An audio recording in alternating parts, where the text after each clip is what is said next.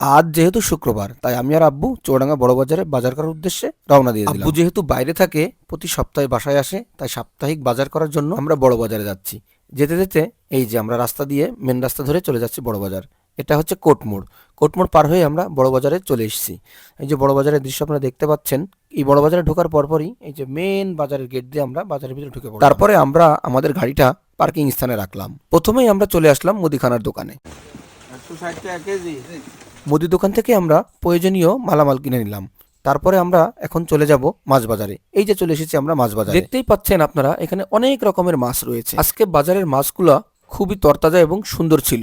তারপরে আমরা ঘুরে ঘুরে আমি আর আমার আব্বু দেখছিলাম কোন মাছটা নেওয়া। হরেক রকমের মাছ, দেখতে যেমন তাজা, খেতেও অনেক মজা হবে। অবশেষে আমরা দুইটা তাজা তাজা রুই মাছ নিয়ে নিলাম।